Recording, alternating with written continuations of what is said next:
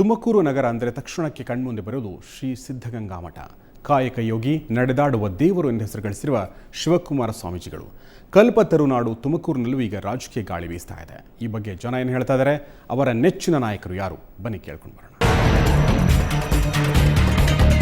ಇವತ್ತು ನಾವು ಜನಮತ ಕೇಳ್ತಾ ಕಲ್ಪವೃಕ್ಷಗಳ ನಾಡು, ಅನೇಕ ದೇವಾಲಯಗಳ ಬೀಡಾಗಿರುವಂಥ ತುಮಕೂರು ಜಿಲ್ಲೆಯ ತುಮಕೂರು ನಗರ ವಿಧಾನಸಭಾ ಕ್ಷೇತ್ರದಲ್ಲಿದ್ದೇವೆ. ಹೌದು, ಕಳೆದ 2 ದಶಕಗಳಿಂದ ಇಲ್ಲಿ BJP ರಾಜ್ಯಭಾರ ಮಾಡ್ತಿದೆ. ಆದರೆ ಯಡಿಯೂರಪ್ಪ ಅವರು KJP ಪಕ್ಷ ಕಟ್ಟಿದ ಬಳಿಕ ಇಲ್ಲಿ BJP, KJP ಮತ್ತು ಕಾಂಗ್ರೆಸ್ ನಡುವೆ ಹಣಾಹಣಿ ಆಗುವಂಥ ಸಾಧ್ಯತೆ ಇದೆ. ಅಭಿವೃದ್ಧಿಯ ಬಗ್ಗೆ ಜನರಿಗೆ ಅಷ್ಟೊಂದು ತೃಪ್ತಿ ಇಲ್ಲ. ಹಾಗಾಗಿ ಈ ಬಾರಿಯ ತ್ರಿಕೋನ ಸ್ಪರ್ಧೆಯಲ್ಲಿ ಜನರು ಯಾವ ರೀತಿ ಒಲವು ತೋರಿಸ್ತಿದ್ದಾರೆ, ಯಾರಿಗೆ ಗೆಲುವು ಕೊಡ್ತಾರೆ ಅನ್ನೋದನ್ನು ನೋಡೋಣ. ಅದಕ್ಕಿಂತಲೂ ಮುಂಚೆ ತುಮಕೂರು ನಗರ ವಿಧಾನಸಭಾ ಕ್ಷೇತ್ರದ ಕಿರು ಪರಿಚಯ ಮಾಡ್ಕೊಂಡು ಬರೋಣ.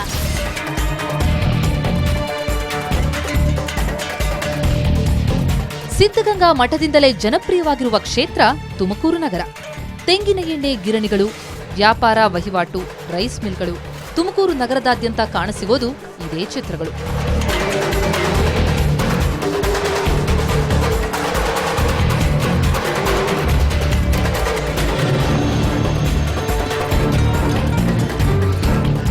ರಾಜ್ಯದ ರಾಜಧಾನಿಗೆ ಹೊಂದಿಕೊಂಡಿರುವಂತಿರುವ ತುಮಕೂರಿಗೆ ಇತ್ತೀಚಿನ ದಿನಗಳಲ್ಲಿ ಎಲ್ಲಿಲ್ಲದ ಮಹತ್ವ ಬಂದಿದೆ. ತುಮಕೂರು ಬೆಂಗಳೂರು 1.5 ಗಂಟೆ ಪ್ರಯಾಣ. ಹೀಗಾಗಿ ಬೃಹತ್ ಬೆಂಗಳೂರು ನಿಧಾನವಾಗಿ ತುಮಕೂರಿನವರೆಗೂ ಶಿಫ್ಟ್ ಆಗ್ತಾ ಇದೆ. ಅದರಂತೆ ರಾಜಧಾನಿಯ ರಾಜಕೀಯ ಹವಾ ಕೂಡ ತುಮಕೂರಿನಲ್ಲಿ ಜೋರಾಗಿದೆ. ಬಿಜೆಪಿ KJP ಯುದ್ಧದ ಗಾಳಿ ಮೊದಲು ಸೋಂಕಿದ್ದೇ ತುಮಕೂರು ನಗರಕ್ಕೆ.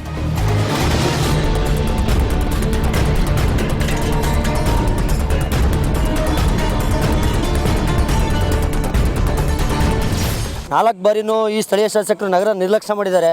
ಆದರೆ ಈ ಬಾರಿ ಯಾವುದೋ ಒಂದು ಹೊಸ ಮುಖ, ಒಂದು ಯುವ ಮುಖ ಒಂದು ಎದ್ದು ಕಾಣ್ತಾ ಇದೆ. ಆ ಮುಖನ ನಾವು ಆಯ್ಕೆ ಮಾಡ್ಕೊಳ್ಳೋಣ, ಎಜುಕೇಟೆಡ್ ಮುಖ. ಅವ್ರಿಗೆ ಹೆಸರು ಹೇಳಬೇಕು ಅಂದರೆ ನಾನು ಜ್ಯೋತಿ ಗಣೇಶ್ ಅಂತ ನೇರವಾಗಿ ನಾನು ಹೇಳಲಿಕ್ಕೆ ಇಚ್ಛೆ ಪಡ್ತೀನಿ. 36 ವರ್ಷದ ಯಂಗ್ಸ್ಟಾರು ಮತ್ತು ಒಳ್ಳೆ ಸೌಮ್ಯ ಸ್ವಭಾವದ ವ್ಯಕ್ತಿ. ಆ ವ್ಯಕ್ತಿನ ಇವತ್ತು ಆಯ್ಕೆ ಮಾಡ್ಕೊಳ್ಳೋಣ ಅಂತ ತುಮಕೂರು ಜನತೆ ಒಂದು ಭಾರಿ ಆಕಾಂಕ್ಷೆಯಿಂದ ಈ ಚುನಾವಣೆ ಎದ್ದು ನೋಡ್ತಾ ಇದ್ದೇವೆ. ಅದು 20 ವರ್ಷದಿಂದ ಮೇಡಮ್ ಶಾಂತಿ ನೆಲೆಸೈತೆ, ಆದರೆ ಒಂದು ಅಭಿವೃದ್ಧಿ ಕಾರ್ಯ ಆಗಿಲ್ಲ ಮೇಡಮ್. ಶಾಂತಿ ನೆಲೆಸಿ ಅಷ್ಟೇ, ಅಭಿವೃದ್ಧಿ ಕಾರ್ಯ ಕಿಂಚಿತ್ ಸಹ ಆಗಿಲ್ಲ. ನಾವು ದೇವರೊಳಗೆ ನಾವು ಸರಿ ಚೇಂಜ್ ಬಯಸ್ತೀವಿ.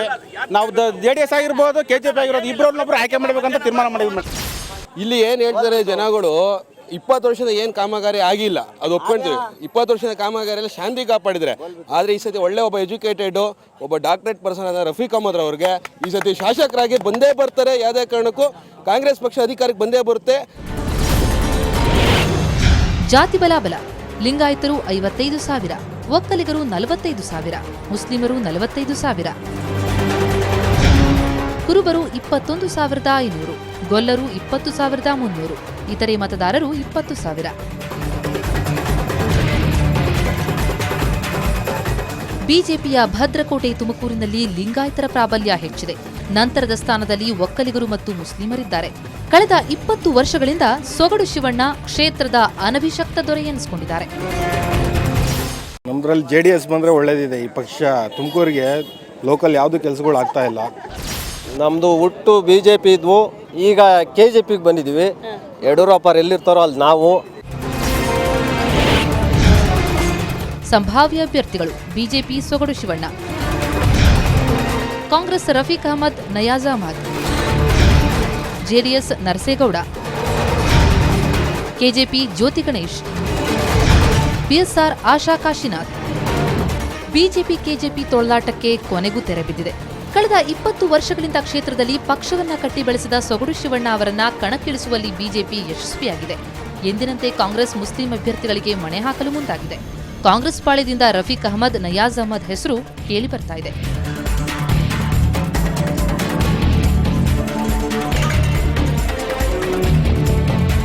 ಕ್ಷೇತ್ರದಲ್ಲಿ KJP ಅಲೆ ಕೂಡ ಬಹಳ ಜೋರಾಗಿದೆ. KJPಯಿಂದ ಜ್ಯೋತಿ ಗಣೇಶ್ ಅಖಾಡಕ್ಕಿಳಿಯಲಿದ್ದಾರೆ.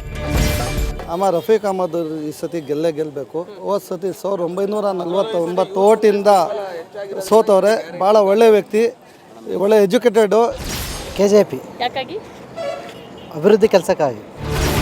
ಕ್ಷೇತ್ರದ ಜನರ ಒಲವು ಯಾರ ಕಡೆ ಇದೆ ಅನ್ನೋದನ್ನ ಬನ್ನಿ ನೋಡೋಣ.